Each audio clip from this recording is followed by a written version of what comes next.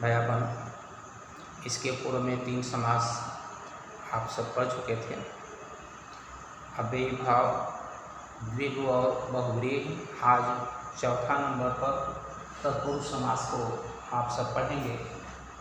इसकी परिभाषा है उत्तर पद प्रधान तत्पुरुष।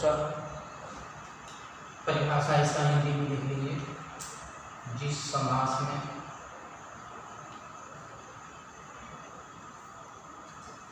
उत्तर पद की प्रधानता होती है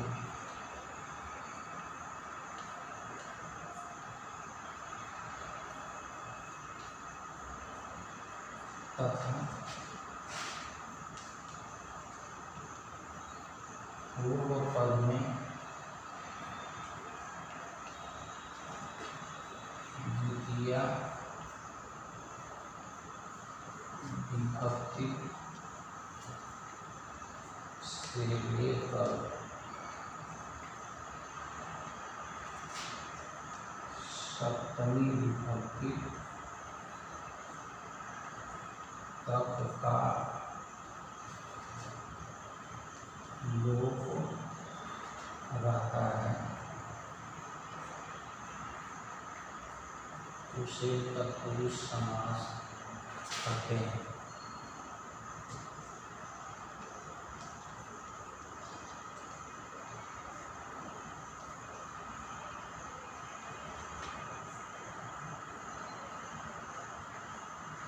जैसे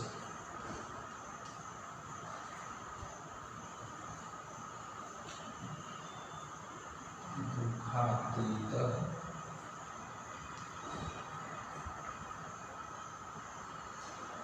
इसका विग्रह हो जाएगा दुःखम दुःखम अतीत संकटापन्न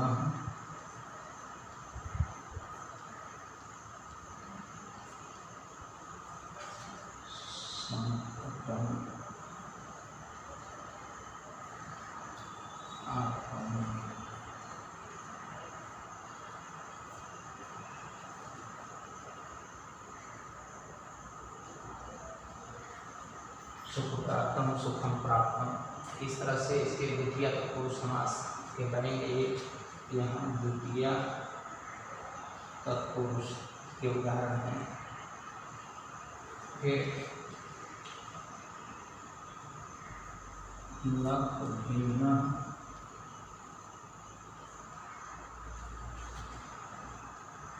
इसका जाएगा नखै भिन्न, ये हो जाएगा तृतीय तत्पुरुष।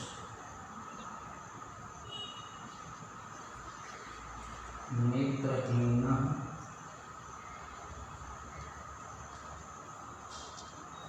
इसका हो जाएगा नेत्रेणहीन, तृतीय विभक्ति इसमें रह रही है। नेत्रहीन ये भी तृतीय तत्पुरुष का उदाहरण है।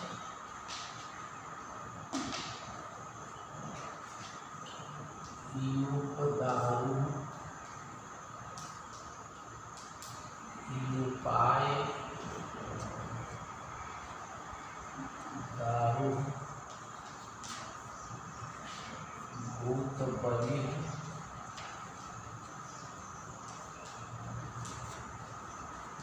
भूताय, बलि, ये चतुर्थी तत्पुरुष है।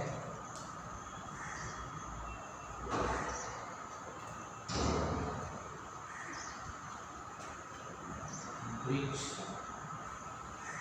और पितर, पंचमी इसमें लगेगा, हो जाएगा वृक्षात और पितर, ये पंचमी तत्पुरुष है। मार्ग भ्रष्ट,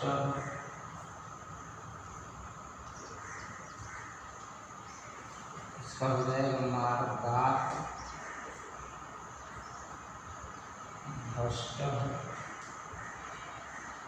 ये भी पंचमी है। धर्मभ्रष्टः धर्मार्थभ्रष्टः, सर्पभीतः सर्पात्भीतः, वृक्षपतितः वृक्षात्पतितः, इसमें पंचमी लगना रहेगा। राजपुरुष,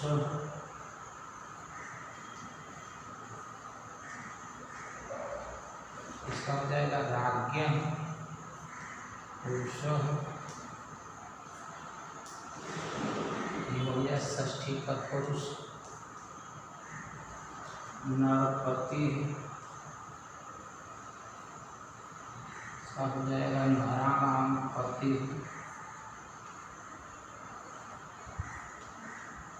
ये भी षष्ठी है। इसके अतिरिक्त यहाँ है युद्ध निपुण, इसमें अधिकरण है सप्तमी तत्पुरुष, युद्धे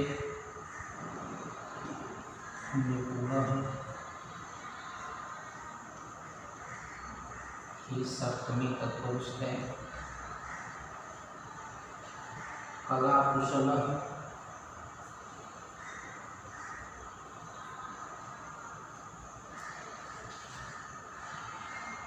इसका हो जाएगा कलाश कुशल।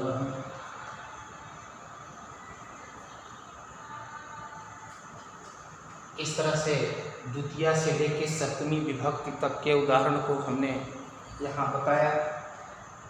यहाँ द्वितीया तत्पुरुष था जहाँ पर आप कोई रूप पढ़ते हैं, जैसे बालका बालको बालका के बाद बालकम म लग रहा है। इसी तरह से यहाँ देखिए दुखम संकटम, जो दूसरा वाला है उसको यथा स्थिति में लिख दिया गया। चूँकि इसमें पूर्व पद में विभक्ति का लोप होता है, इसलिए पूर्व पद में ही विभक्ति लगी है।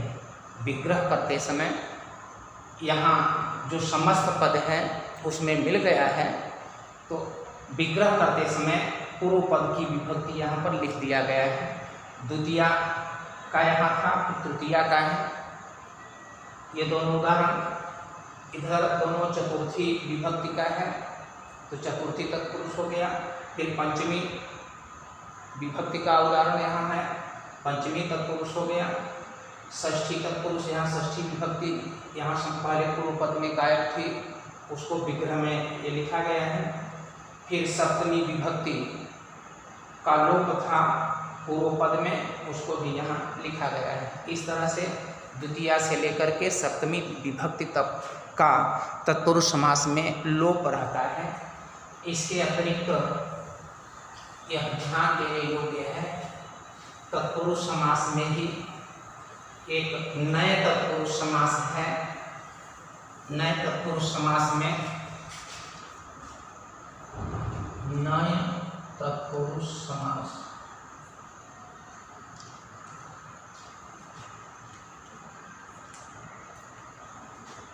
जैसे है अब्राह्मण,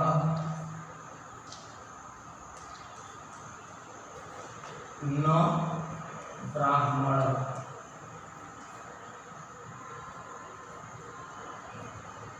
इस तरह नए तत्पुरुष समास करते हैं। इसके अलावा एक प्रादि तत्पुरुष समास है।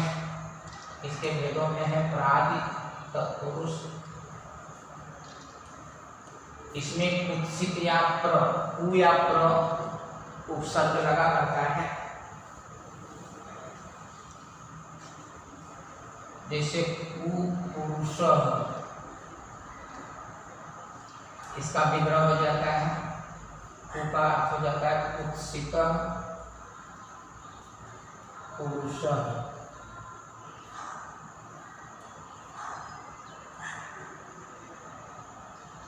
प्राचार्य,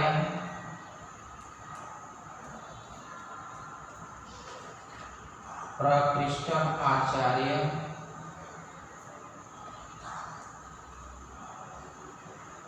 इस तरह कु और प्र उपसर्ग लगाता है, इसे प्रादि तत्पुरुष कहते हैं। तत्पुरुष में ही एक उपपद तत्पुरुष करके है। उपपद तत्पुरुष में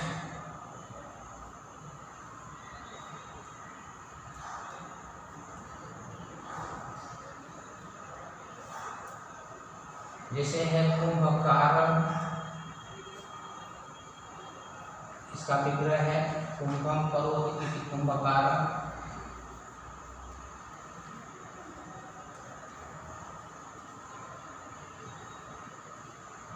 कुंभम करोति इति कुंभकारं। इसी तरह चर्मम करोति इति चर्मकारं, ये इसका है उपतत्पुरुष।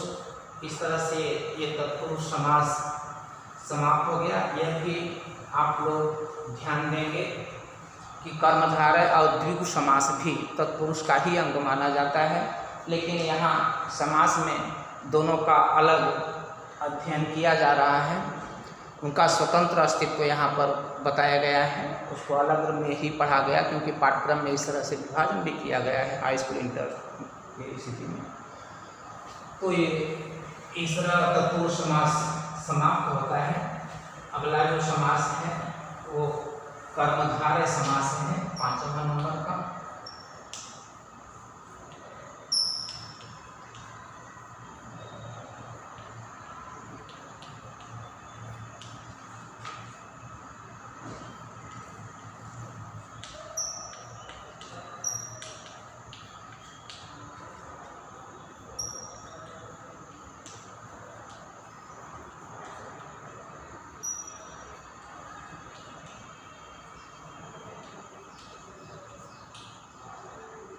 संस्कृत में इसका परिभाषा है विशेषणम विशेषण बहुलम। हिंदी अर्थ है विशेषण विशेष्य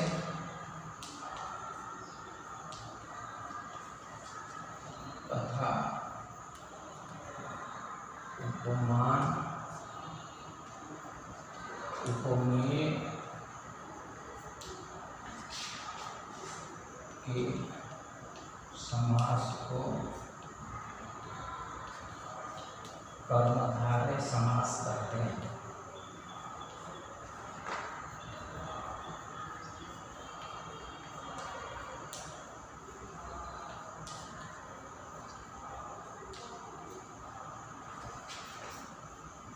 जैसे नीलोत्पलम,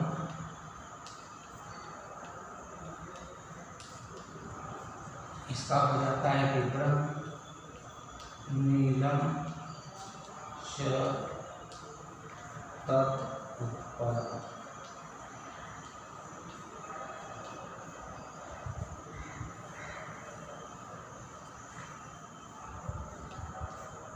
पीतांबरम पीतं च तदंबरम। अब आपको एक भ्रम न हो कि पीतांबरम यहाँ लिखा है, बहुव्रीहि समास में भी पीतांबर करके आया हुआ था। दोनों में अंतर यह है, उसमें पीतांबर रहता है, पीतम अंबरम ऐसे सह, और बहुव्रीहि होता है पीला वस्त्र वाला वह व्यक्ति। यहाँ पर पीतांबरम के इतने लिखा हुआ है, ये पीत माने पीला विशेषण है, अंबर माने वस्त्र, इसका अर्थ केवल पीला वस्त्र है। उसमें पीला वस्त्र वाला व्यक्ति सब मिलकर के एक अर्थ अलग से निकल रहा था, अन्य अर्थ निकल रहा था, लेकिन यहाँ पर ऐसा नहीं है। जैसे नीलोत्पल, उत्पल माने कमल, किस रंग का है? नीले रंग का है, तो विशेषण हो गया और उत्पल विशेष हो गया। ये विशेषण हो गया, अंबर विशेष हो गया। इस तरह से इसका होता है। अब इसके अतिरिक्त जैसे है कृष्ण सर्प, कृष्ण असौ सर्प, काले रंग का सर्प, घनश्याम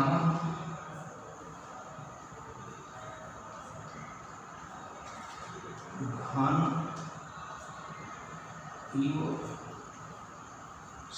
श्याम। इसमें उपमान और उपमेय है। पुरुष व्याघ्र,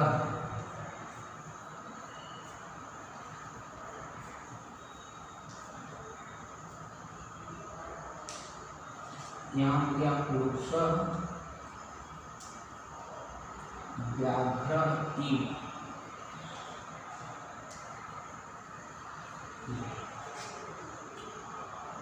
तो ये कर्मधारय समास जो पांचवा समास था, इसमें ये सबसे सरल समास है। केवल इसको इतने देखने से आभास हो जाता है कि एक उसकी विशेषता बता रहा है और एक का विशेषता बताया जा रहा है। एक विशेषण होता है तो दूसरा विशेष होता है। अगर एक उपमान होता है तो एक उपमेय होता है। इस तरह से कर्मधारय समास समाप्त हुआ। इसके अलावा एक अंतिम समास है और सबसे सरल समास है, सबसे सरल समास है वो है द्वंद्व समास। उसका भी यहाँ पर देखने की परिभाषा उदाहरण, द्वंद्व समास।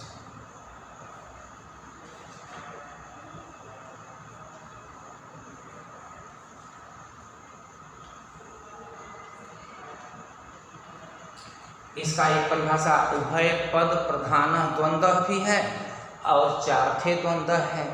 कभी कभी क्या होता है कि दो पद के अलावा तीन चार पद भी हो सकते हैं, इसलिए च के अर्थ में द्वंद्व समास होता है। परिभाषा इसका हिंदी में देख लीजिए, जिस समास में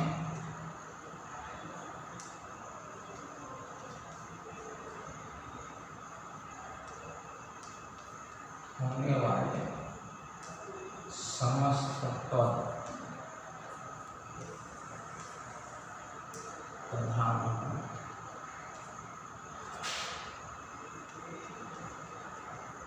उसे द्वंद्व समास कहते हैं।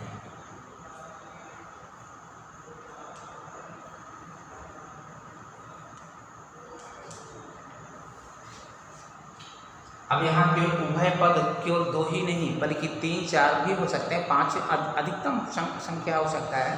तो जितने पद होंगे सब अपने आप में प्रधान हैं, सब श्रेष्ठ हैं। तो ये द्वंद्व समास होता है। जैसे यहाँ पहले हम समस्त पद लिखते हैं, उसके बाद विग्रह रहता है, ध्यान रखना चाहिए। राम कृष्ण रामस्य कृष्णस्य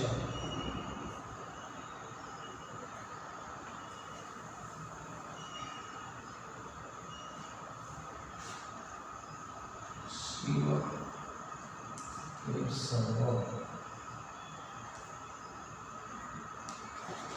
शिवस्य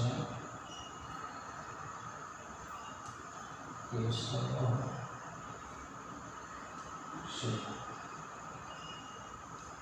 शिवस्य केशवस्य राम लक्ष्मण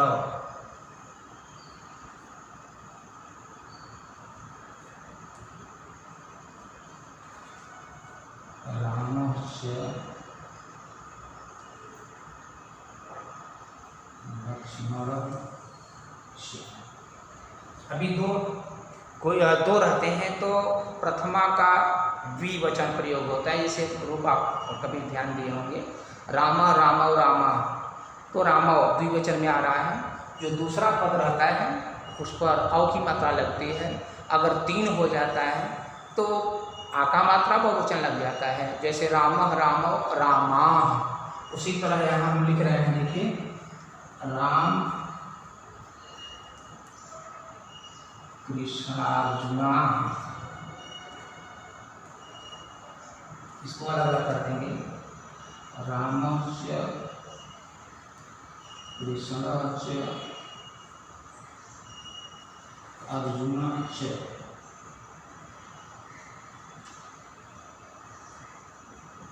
चाहे जितने लोगों का नाम लिख करके अंत में आ का मात्रा और विसर्ग लगा देंगे और अलग करते समय सबका नाम लिख करके च लिखते चले जाएंगे। इसलिए चार थे द्वंद्व ही करके है ही परिभाषा।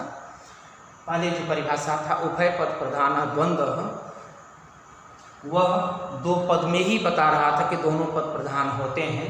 लेकिन जब अधिक पद की बात आई तब इसमें परिवर्तन किया गया और चार थे द्वंद्व इसका परिभाषा कर दिया गया कि समास में जितने भी पद होंगे सब प्रधान हैं तो द्वंद्व समास है। च करके उसको अलग करेंगे, सब में च लगाते हुए उसको अलग कर देंगे। इसके अलावा पितर माता च पिता च, इसको एक शेष द्वंद्व कहते हैं। ये जो अभी उदाहरण हमने दिया है, द्वंद्व समास के भी 3 भेद हो जाते हैं। पहला जो होता है इतरेतर द्वंद्व। इतर इतर द्वंद्व का मतलब है अलग अलग रहता है, नाम दिखता भी है। और एक होता है समाहार द्वंद्व, जिसमें मिल जाता है, जैसे पाणिपादम, पाणिपादम, ये हमेशा नपुंसक लिंग में रहता है।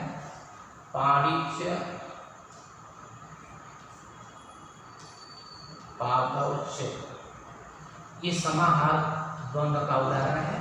और नीचे यहाँ जो पितरौ लिखा हुआ है, एक शेष द्वंद्व का उदाहरण है, जिसमें पूर्व वाला पहले वाला समाप्त हो गया है और अंतिम वाला ही है। एक शेष द्वंद्व का मतलब 2 में से एक ही बचा हुआ है। जैसे माता पितरौ होना चाहिए था, तो माता नहीं, पितरौ से ही दोनों का अर्थ निकल रहा है। ये एक शेष द्वंद्व है। ऊपर में जो हमने उदाहरण दिया वो समाहार द्वंद्व का है, जिसमें दोनों मिल करके नपुंसक लिंग में बन जाते हैं। पाणिपादम, पाणिच, पादौच, अलग अलग इसको हमने कर दिया। इस तरह से द्वंद्व समास भी पूर्ण हुआ। आज समास के जो 6 प्रमुख भेद थे उनका पूर्ण कर दिया गया, उनका वर्णन कर दिया गया, समाप्त हो गया। और इसके आगे अब कल व्याकरण में हम पढ़ाएंगे कारक विभक्ति या प्रत्यय में से कोई शुरू करेंगे। धन्यवाद।